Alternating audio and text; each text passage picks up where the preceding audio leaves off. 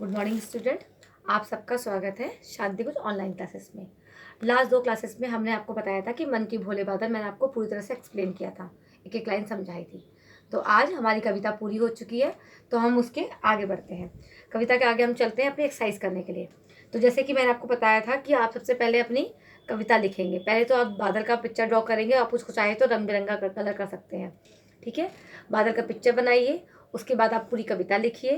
फिर मैंने आपको होमवर्क में दिया था कि पंक्तियाँ पूरी करो, आपने वो कर लिया होगा। फिर मैंने आपको कठिन शब्द दिए थे, आपने कठिन शब्द भी कर लिए होंगे। उसके बाद चलिए आगे बढ़ते हैं। उसके बाद आप करेंगे शब्द अर्थ, मैं आपको शब्द अर्थ करवा दूंगी। फिर है प्रश्न उत्तर। तो आज सबसे पहले आपको प्रश्न उत्तर लिखना सिखाती हूँ। प्रश्न उत्तर आप कैसे उत्तर लिखेंगे उसके, ठीक है। चलिए लोग लिखना शुरू करिए।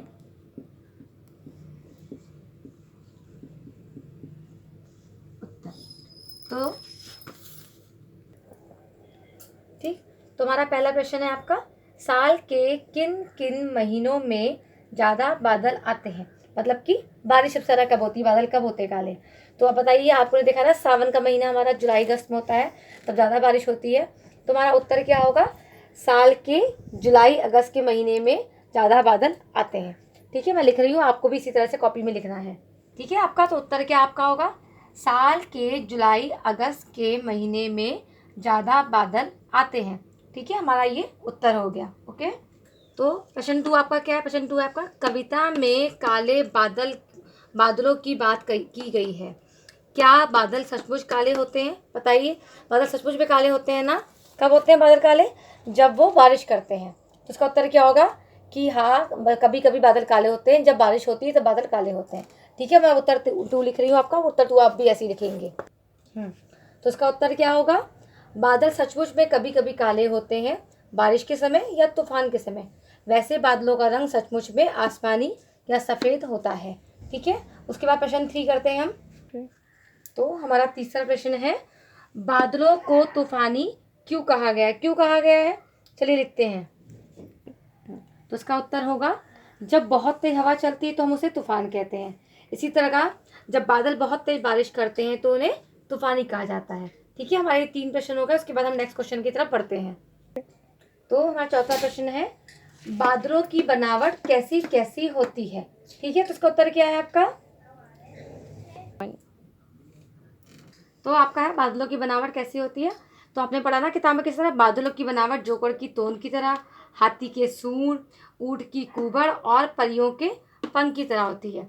ठीक है, हमारा अब लास्ट क्वेश्चन रह गया, क्वेश्चन नंबर 5 आपका। तो आपका 5th क्वेश्चन है, बादल अपने थैलों से क्या निकालते हैं, क्या निकालते हैं, बादल से क्या निकलता है, पानी निकलता है ना, वही तो बारिश होती है। तो बादल अपने थैलों से पानी निकालते हैं जिससे बारिश होती है। ठीक है, तो लिखिए, हम उत्तर 5 लिखेंगे आपका। तो बादल अपने थैलों से क्या निकालते हैं, बादल अपने थैलों से पानी निकालते हैं जिससे बारिश होती है। देखिए, मैंने आपके 5 प्रश्न थे, 5 प्रश्न के आपको उत्तर लिखवा दिए गए हैं। तो आपको मैंने काम करने का तरीका बता दिया है कि पहले आप बादल का चित्र बनाएंगे, उसके बाद आप पूरी कविता लिखेंगे, उसके बाद आप कविता लिखने के बाद में पंक्तियाँ पूरी कर मैं आपको होमवर्क दिया वो करेंगे। उसके बाद में कठिन शब्द लिखेंगे आप। कठिन शब्द लिखने के बाद में आपको करना है शब्दार्थ। शब्दार्थ में आपको फोटो क्लिक करके भेज दिया, वो शब्दार्थ लिखेंगे। शब्दार्थ के बाद में आप प्रश्न उत्तर करेंगे। ठीक है, प्रश्नोत्तर के बाद में देखिए, ये कुछ मौखिक प्रश्न है, हम ये ओरली करते हैं, आप ध्यान दीजिएगा। पहले यहाँ पर आपका देखिए प्रश्न पहला है, बादल नदी नालों में बाढ़ कैसे लाते होंगे। कैसे लाते हैं, जब बादल बहुत तेज बरसते हैं, जब पानी बहुत बरसता है, लगातार कई दिन तक बरस रहता है, बहुत तेज़ी के साथ में बरसता है, तो बाढ़ आती है।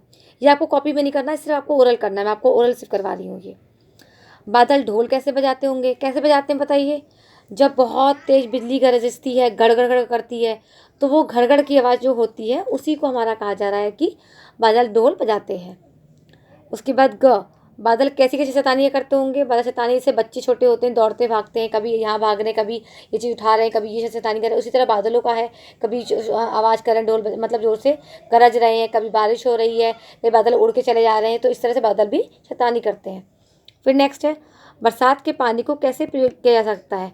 तो ये आपको पता ही है कि बरसात को पानी को हम लोग यूज़ भी कर सकते हैं, कहीं कहीं पर पानी स्टोर करते हैं, हमारे बांध वगैरह बनाए जाते हैं, इसीलिए कि जब हमें कभी पानी की दिक्कत हो तो उन बांध का इस्तेमाल करके खेतों वगैरह में हम प्रयोग कर सकें। उसके बाद देखिए आपका ये है, सही उत्तर पर राइट का चिन्ह लगा। ये मैं आपको उसकी फ़ोटो क्लिक करके दे दूँगी, आपको होमवर्क करना है कि झब्बर झब्बर बालों वाले किसे कहा गया है। किसे कहा गया बताइए, आपको पता है ना किसे कहा गया है, बादलों को। तो इसका आंसर क्या होगा, बादलों को। उसके बाद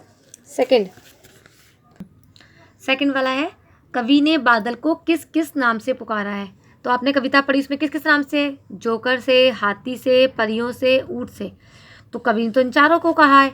तो इसमें एक ऑप्शन आपका नहीं है जो आपको यहाँ लिखना पड़ेगा। एक यहाँ पे फिफ्थ ऑप्शन लिख लीजिएगा आप, फिफ्थ सभी को, सभी से। तो आपका फिफ्थ ऑप्शन होगा सभी से, वही आप आंसर आपका सही होगा। ठीक है। और आपको कैसे करना है बता दूं मैं आपको फिर से, आपको क्वेश्चन कैसे करना है, आपको सिर्फ क्वेश्चन उतारना है, उसके बाद आंसर में जो सही आंसर होगा बस सिर्फ आप वही लिखेंगे, उसके अलावा आप पूरा 4 ऑप्शन नहीं लिखेंगे, आप सिर्फ एक जो राइट आंसर होगा सिर्फ वही लिखेंगे उत्तर में। कवि के अनुसार बादल किसी की नहीं सुनते, बच्चों से डरते हैं, बड़ों से डरते हैं, सूरज से डरते हैं। क्या है इसका आंसर, किसी की नहीं सुनते। तो किसी की नहीं सुनते आप उत्तर लिखेंगे, इसको टिक करके आप आंसर ठीक लिख देंगे। बादल जिद में क्या कर डालते हैं, बाढ़ लाते हैं, नाचते हैं, रोने लगते हैं या भाग जाते हैं। क्या करते हैं, बाढ़ लाते हैं। तो हमारा आंसर होगा बाढ़ लाते हैं, आपको बाढ़ लाते हैं आंसर करना है। उसके बाद लास्ट है, कवि ने बादलों को कैसा बताया है, कैसा बताया, गंभीर, मूर्ख, भोले भाले या अशुभ। कैसे बताया है, भोले भाले। तो हमारा आंसर होगा भोले भाले। तो ठीक है, ये आपका होमवर्क होगा, ये आप कॉपी में अपनी कर लेंगे। ओके बच्चों, हमारा लेसन कंप्लीट होता है तो उसके बाद हम नेक्स्ट क्लास में आगे की नई चीज़ करेंगे। ओके बाय बच्चों।